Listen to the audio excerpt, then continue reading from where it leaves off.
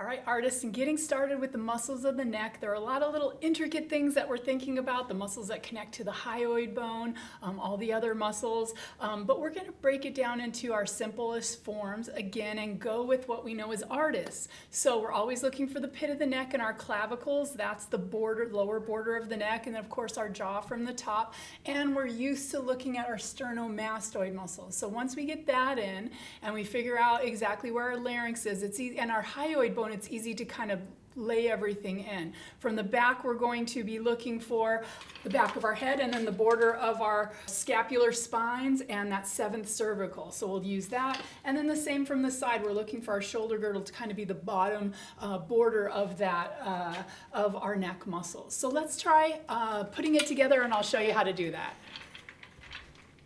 All right, artists, so let's get started with the basics. When we're drawing our neck, we can always just start off with where the jaw kind of ends. And then we always look for our sternomastoid muscles. We look for the pit of the neck.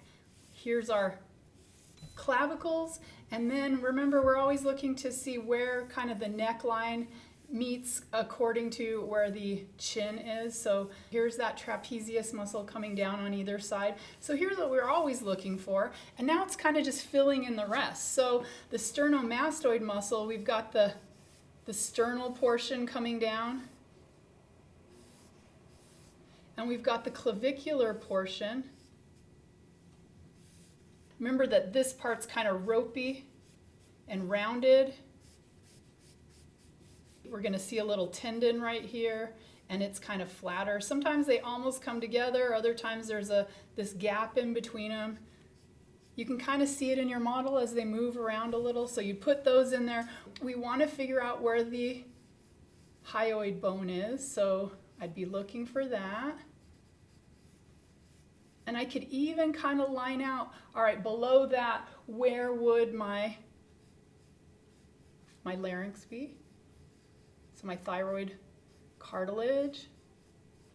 Remember, under that's the little cricoid cartilage. And then under that, we have the windpipe going down. And then these would just be the little rings. Well, what we're going to see in here, we have the four muscles that we're looking for. Remember, we have our sternohyoid muscle, which would be coming straight down. And then we'd have our omohyoid kind of going to the back, and that's going to kind of go back through. Remember, that goes back from here, back around, and it meets omo, remember, means shoulder, hyoid to the hyoid bone. So these muscles are named after their origin insertion. So our sternomastoid, the mastoid process of the skull, the sternohyoid, the omohyoid, and those will be visible. Remember, our trapezius would kind of be folding in like this. So here's our trapezius muscle. So the omohyoid would show right in here, and we wouldn't see a lot of the posterior triangle. We might see a little bit of the scalene muscles or a little bit of that levator scapula. So we could put a little bit of that in there as well. A lot of times we might want to put like a little transparency in here so you see that that omohyoid goes through. So I'm just starting with what we know, which is the sternomastoid, and here's it, and the trapezius right in here, and then filling in the other things. So here's that sternohyoid, here's the omohyoid. I'm looking to see if I see levator scapulae and maybe a couple of the scalenes in here. And then over here, maybe I want to show the other two little muscles. So we have our sternothyroid. So going from the thyroid cartilage to the sternum, and then our thyrohyoid going this way. So, and then here's the little, remember the little point that comes out, which would be your Adam's apple. So we have our other four muscles, and again, these two guys are kind of covered by the sternohyoid muscle, but if I wanted to kind of show those, I could. If this was the chin, remember we have our mylohyoid muscles, and they meet there, and we have our digastricus, which come from the middle, or from the back behind the ear there, and then grab onto to that little loop of the hyoid bone. And then we even have our stylohyoid, the little guy that comes back from that little styloid process. So we might be able to show some of those muscles as well, and how they are gonna meet. And so really, again, I'm just starting with, here's the pit of the neck, here's the clavicles, here's what we're always looking for, our sternomastoid muscles, here's the jaw, here's the trapezius, here's our sternomastoids. They have two parts to them. Here's the trapezius, which leaves our anterior and posterior triangles. And then we look for the bone, the cartilage. Here's our windpipe. And then I can just connect sternohyoid, omohyoid, and I want to fill in maybe the posterior, a couple things that you might see in the posterior, which will just probably be levator, scapulae, and a couple of the scalenes.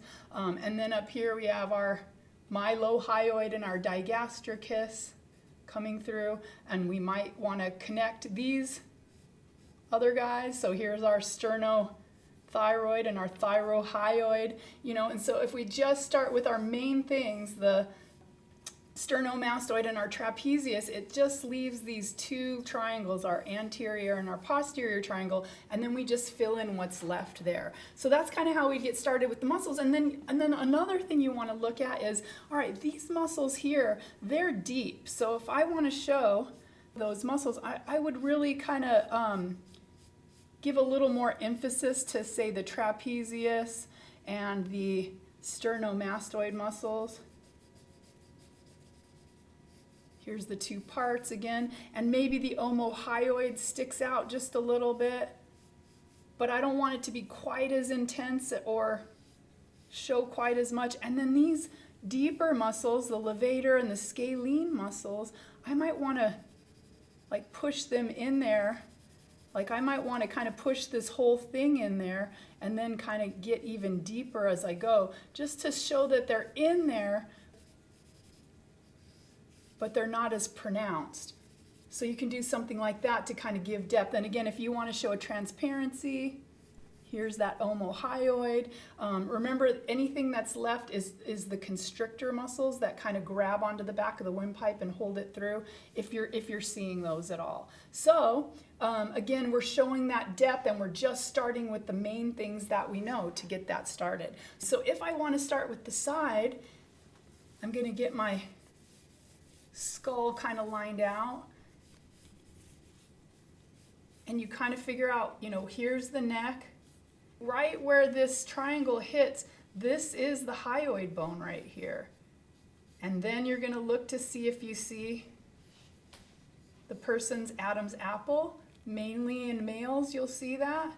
So here would be that here, and then this will be the cricoid cartilage and the windpipe. But I'm going to look for where that first circle of ribs would be and where the pit of the neck would be. And then we have our clavicles coming around. So same kind of thing. Remember, here's the mastoid process of the skull.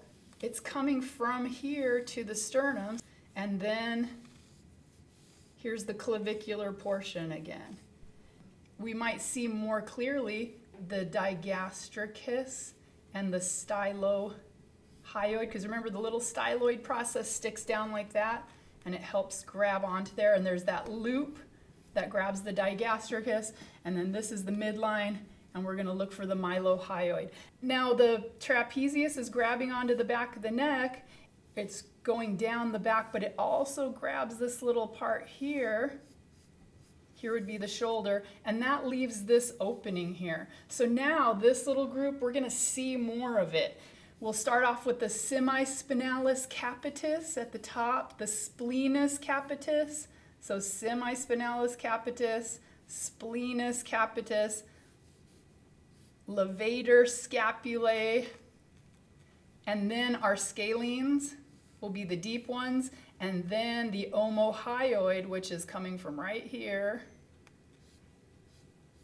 And again, it might be a little transparency. It'll cross this way, because remember, it's going down and meeting our scapula in the back like that. And then in the front, I might go ahead and put in my sternohyoid muscle.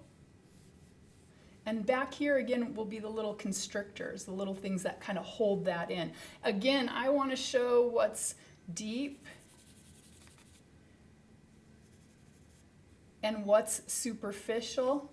You know, here's that cartilage that sticks out in the neck. So again, just stay organized, you know, and again, here's the little omohyoid. These are the scalene muscles, those 3 of those.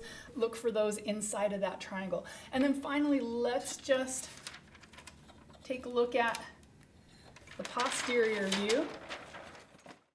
And if we're drawing from the back, we would see the back of the head. We're thinking of where the shoulders are. If this was our rib cage coming down like so, where the top of the shoulders meet the end of the rib cage, side of the rib cage, here's our scapulas, here's the shoulder. So if I show that, and I also can show where that 7th cervical is, that helps me to get started with what I'm going to see. The trapezius is doing this, it folds over just a little and goes down. So that would be kind of an easy way of going about putting in that muscle, and then you would just start to put the different parts in.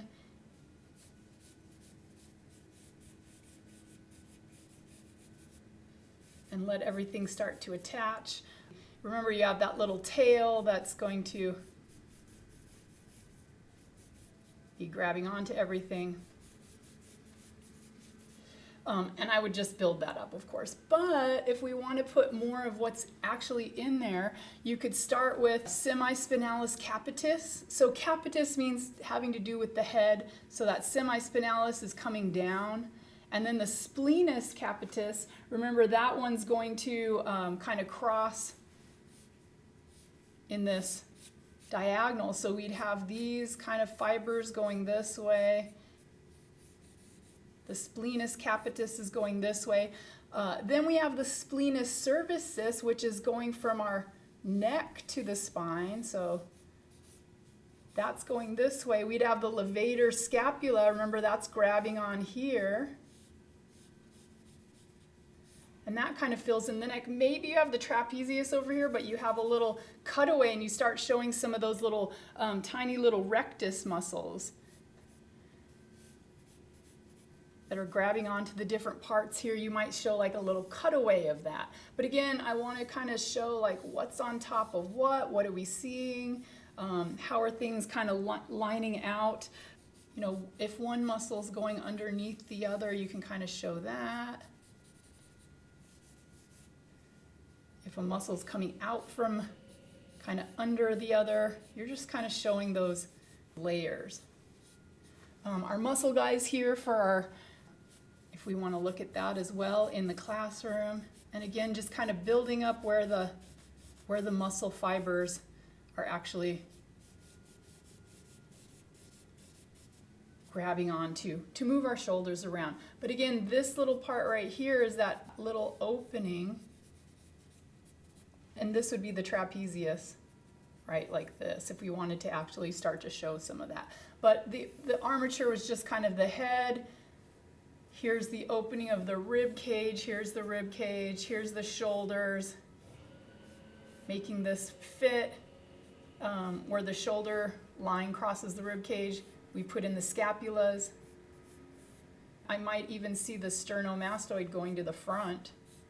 If I wanted the ears in there, you know, whatever. But this is what we always show. And then we're just looking for that opening, that star-shaped opening that happens with the trapezia. If you're putting the trapezius in there, that's this muscle. And if you're putting the other guys, you're going to anchor them on the head and then on the scapula here. And that kind of is our armature.